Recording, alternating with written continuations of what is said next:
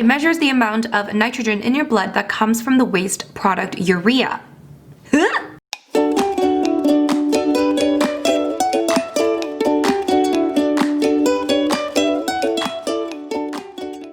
Hey guys, it's Rose and welcome back to Cheap Lazy Vegan and another video. Today, as you can see, it's a little bit different than what I normally do. Actually, it's very different than what I normally do because I've never done this before, which is talking about my blood test results. Yes guys, so I finally got this done and this video is very long overdue. Actually, not just this video, but me actually getting the blood test is very long overdue because I actually have never gotten a blood test done as a vegan. I know.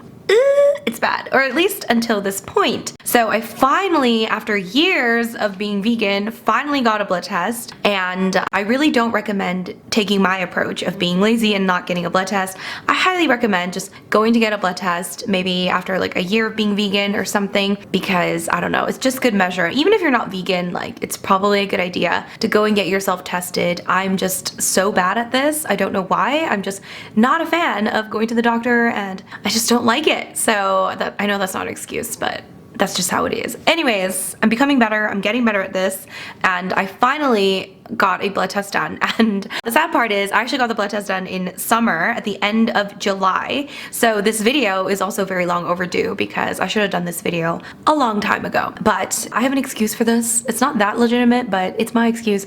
Basically, I don't know about where you guys live, but here in Canada, basically you do a blood test, and if there is nothing wrong, then they don't call you. They don't, do a follow-up or anything. They just kind of like, leave it. So if you don't hear anything back, that's good news. They say no news is good news. And if there's something wrong, then that's when they call you in and you have to go meet them. And they didn't call me. So I was like, okay, I actually forgot about it. And then I realized they didn't call me and I was like, oh, it must be good news. And then again, when they don't call you, then you don't really like think about it. So I just kind of like forgot about it. And then I realized later on that, okay, I kind of want to do this video. And I mean, again, I do also want to see my results. Another problem is that I kind of did not think this through before I went, and I should have done my research and like known that I need to ask the doctor specifically for certain like nutrients and things that I want to test, and I just didn't know that they don't test a lot of things. But I did ask them for B12 because that's important, but I didn't ask for like vitamin D or I don't know, other vitamins. So I'm not really sure how extensive this blood test is. If anyone knows much about blood tests or the human body, please let me know down below if, there are certain things that I should check for it next time. So yeah, I kind of was like, oh, I don't know if I should even do this video, but also I don't really even know what to ask for when I go and get my blood test. So anyways, so I'm just gonna go through my results and just kind of talk you through. I did do some Googling so I can kind of like figure out which is which and what it means, because I don't know anything. So I was like, okay, I need to find out. Hello Google.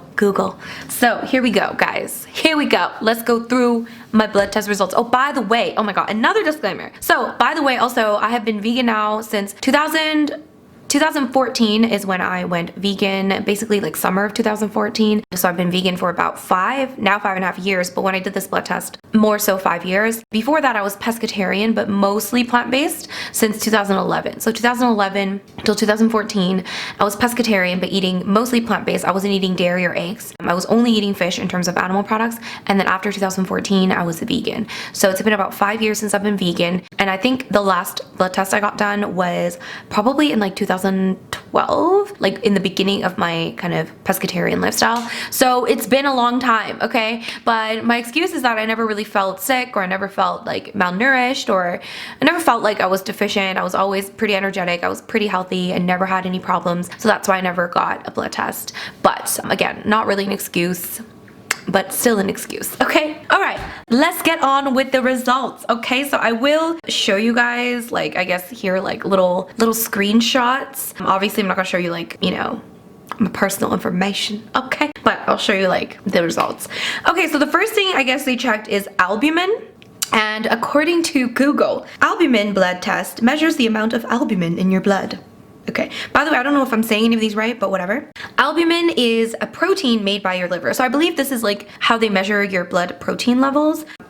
Maybe I'm wrong. Again, if I'm wrong about any of this, let me know down below. Okay, I'm not an expert. And the results are, okay, no, I'll tell you the reference range first. So the reference range is 38 to 48, whatever grams per liter, what, I think. 33 to 48, that is the reference range. And my result was 39. So within range, okay? So protein, I guess I got some protein in my blood, okay?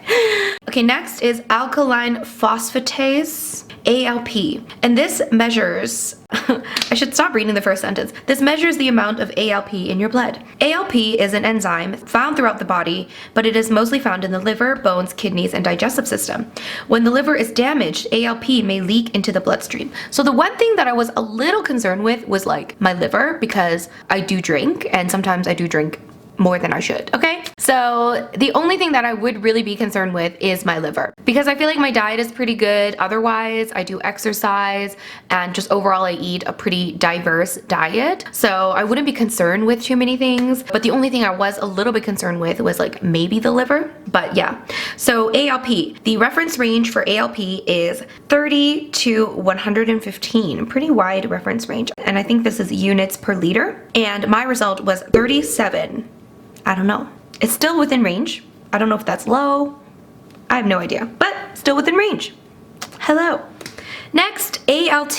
This is alanine transaminase. But wait, what? Okay, let me see here. Am I saying this right? Alanine transaminase. Okay, so, I don't know why. When I put it in Google, it shows up as alanine aminotransferase, but it still says ALT. So I'm just gonna go with that. So apparently it's a blood test that checks for liver damage. So again, this is something that I would be maybe thinking about or looking at. And the reference range is 1 to 40 units per liter. My result is 15. Not bad, okay? I should probably get, a professional to look at these and decipher what it means, but whatever. All right, so next is bilirubin.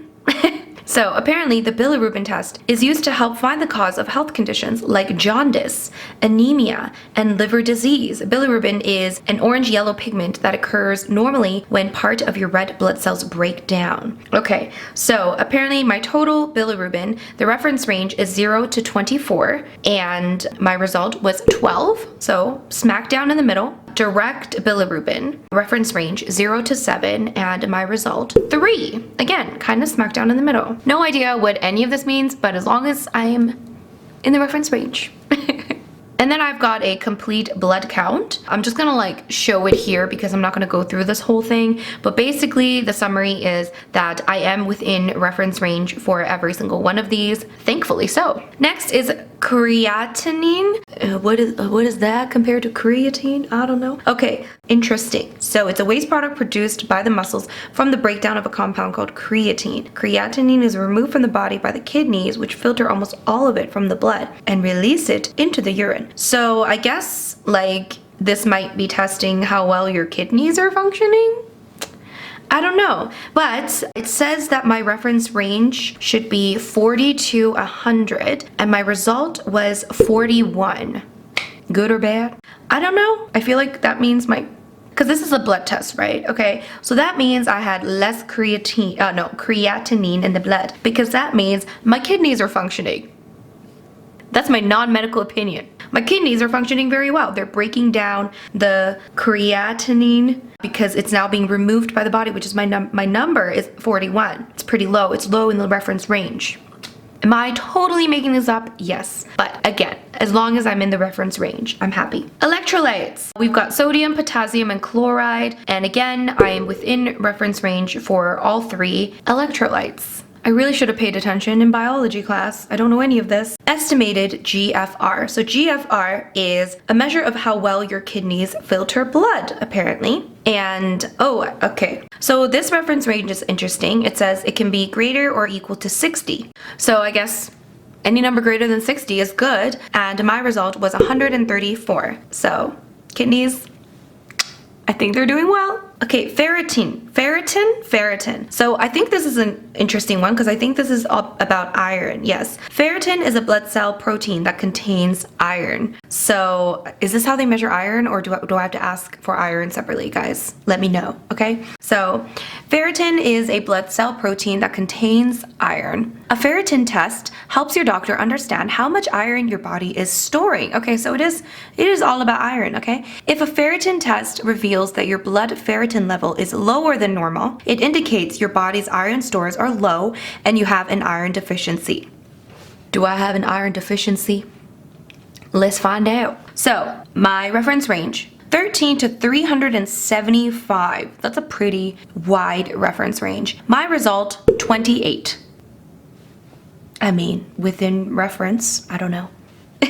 Next is GGT, gamma glutamyl transferase. It is an enzyme that is found in many organs throughout the body, with the highest concentrations found in the liver. GGT is elevated in the blood in most diseases that cause damage to the liver or bile ducts. This test measures the level of GGT in a blood sample. So, reference range is 8 to 35. My result is 21. Good. Next. Fasting glucose rate. Okay, so I was fasting. They told me to fast for 8 hours. So I actually ended up fasting like probably around 12 hours, I believe, because I think my blood test was at like 8 o'clock. I stopped eating probably around 7:30 or like 8. So it's probably around 12-hour fasting. Actually, it does say here. Yes, it says fasting time 12 hours. And then it says fasting blood sugar measures blood glucose after you have not eaten for at least 8 hours. It is often the first test done to check for prediabetes and diabetes. Okay, so my reference range for this, 3.3 to 6, and my result was 5.5. So within reference, is that high? I don't know. It's still like within the range, but maybe that's high. All right, next, thyroid stimulating hormone, TSH. The TSH test, we're learning so much today, guys. Okay, it's like biology class. Google's my teacher, okay? A TSH test is done to find out if your thyroid gland is working the way it should. It can tell you if it's overactive, hyperthyroidism, or underactive, hypothyroidism. The test can also detect a thyroid disorder before you have any symptoms. Okay, interesting. So my number, so the reference range for this is 0.2 to 4, okay, 0.20 to 4. And my result was 0.51. So kind of within the lower range, but still within range. So good for me. Next, urea. A blood urea nitrogen test. Is this a blood urea nitrogen test? My test says it's urea, but when I Googled urea test, this came up, okay? So it measures the amount of nitrogen in your blood that comes from the waste product urea. Okay, so this is the amount of urea. So urea is a waste product, okay? Urea is made when protein is broken down in your body. Urea is made in your liver and passed out of your body in the urine. A BUN test, B-U-N test, is done to see how well your kidneys are working. If your kidneys are not able to remove urea from the blood normally, then BUN levels rises. Heart failure, dehydration, and a diet high in protein can also make your BUN level higher. Interesting. So my reference range, 2 to 7, and my result is 3.4. Okay, I'm okay. My kidneys are functioning. And the last thing that I have that I'm sure all of you are wondering about, this is the one thing that everyone is wondering about, it is vitamin B12. By the way, guys, B12 is not found in animals because animals naturally produce B12. B12 is actually found in soil, apparently. So it is like a bacteria that is found traditionally in soil or historically in soil, and you can get it from like drinking from streams and all of that stuff. Now, I don't know all of the intricacies of B12, but I know that animals are not actually producing B12 naturally, which is the big myth out there that a lot of people think that you need animal products to consume B12 because they think that animals produce B12, but that's not the case. They actually get it from external sources as well. And they say that because of modern farming practices, actually even a lot of animals get injected or supplemented with B12. So essentially when you're eating animal products, they're basically kind of like an extra step toward you getting your B12. So it's not necessarily that, you know, you need to eat animal products to get B12. You just need to get B12 at some point in some level. And a lot of people, even if they do eat animal products, can still be deficient in B12. So it's not just a vegan and vegetarian only problem, although it is something that every vegan and vegetarian should be aware of, and they should probably be supplementing. Whoo! So yes, I do supplement with B12. I was really bad about it in the first, you know, few years. It wasn't as good as now in terms of supplementing. I've gotten so much better. Now I supplement at least a few times a week when I remember. I do supplement also with like vitamin D and a few other things. And what do I do? Yeah, but like the two things that I would definitely worry about the most is B12 and vitamin D. And actually the fun thing about vitamin D, before I get into the B12 results, the fun thing about vitamin D is that when I got a blood test done like years ago, like back in 2011 or 2012, I remember they did check my B12 levels because I think it was I recently became pescatarian. B12 levels were fine. And she asked me, she was like, oh, the doctor basically said, she's like, I'm not even going to test your vitamin D levels because everyone is deficient in vitamin D. And I was like, what? And basically she's saying that like I think it's because we live in Canada as well, and you know it's just very hard for humans to get vitamin D naturally. It's nothing to do with being vegan, it's difficult to get it naturally apparently. So she didn't even test my vitamin D, she just automatically just assumed I was deficient. So anyways, I didn't ask them about vitamin D this time, but I still do supplement with vitamin D when I remember. So continuing on, now let's get to the vitamin B12 results. So my results, okay, so the reference range for vitamin B12 is 155 to 700. It's a pretty wide reference range, and my result was 421. So it's all good, okay? I've been living large. My B12 levels are like smack down in the middle, okay? It's pretty good. Yeah, what can I say? Yeah, let me just read to you what some of the side effects of low vitamin B12 is. Vitamin B12 deficiency.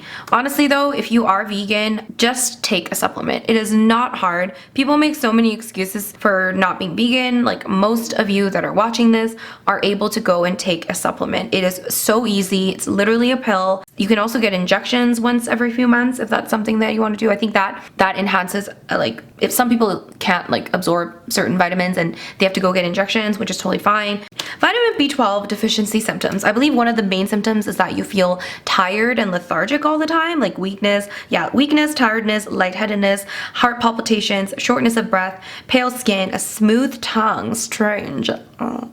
Constipation, diarrhea, loss of appetite, blah, blah, blah, blah. So I don't have any of these, and obviously I don't because I am not B12 deficient. Okay, so those were my results. Let me know next time when I do get a blood test done what I should get tested for, because I want to make sure that I cover the bases so that I can do this video with more confidence. Okay, I did test my B12. I'm good, as you can see here, but as you've seen, out of all the things I've tested, I am within range for everything. So I hope this is kind of like, this helps you. I don't know. The thing is, like, I feel like if I was deficient and if I was like unhealthy and stuff, there would at least be one of these that would have gone wrong, okay? And I don't even think I'm like super healthy. That's the thing. I did not go vegan for health reasons. I did not go vegan to, you know, better my body or anything like that. But despite that, I feel like I'm doing very well in terms of my health. I have bad lifestyle habits sometimes. You know, I work a little bit too much maybe. I don't sleep enough sometimes. I drink. That's the biggest one for me. I drink a lot of alcohol, and sometimes that causes me to eat a lot of bad food too, okay? So yeah, it's not good. So I'm not like a beacon of health. I'm not some sort of, you know, vegan health goddess or whatever, okay? But I'm doing well. So yeah, I hope this, I don't know, puts aside some of the myths that say that vegans are so deficient and they're like dying and they're like not functioning and, you know, their health is deteriorating. Yeah, maybe some of them are, okay? Not all vegan diets are created equal, okay? Veganism itself does not tell you anything about someone's actual diet. I eat so differently from so many vegans. Every vegan eats differently from me. It's the same thing. You know, we all have very different diets, And some vegan diets are deficient, absolutely, but a lot are not, okay? So follow a well-balanced vegan diet, eat lots of food, lots of variety, take your B12, take your vitamin D, get your blood tests done, just make sure you're responsible, exercise, drink lots of water, all that good stuff. I am not a medical professional. Please go see a professional for professional medical advice, okay? So nothing I said in this video is supposed to be taken at all in a medical sense, so please just keep that in mind. Anyways, I hope you found this entertaining or more. If you want to send this to somebody that thinks you're gonna die tomorrow if you don't eat any meat, please feel free. I've been meat-free since 2011. I've been completely vegan since 2014. By meat-free, I mean land meat-free. Just, yeah, putting that out there. Anyways, yeah, thank you guys so much for watching. Make sure you give this video a big thumbs up. If you're new to this channel, of course, don't forget to subscribe, and I'll see you guys in my next video.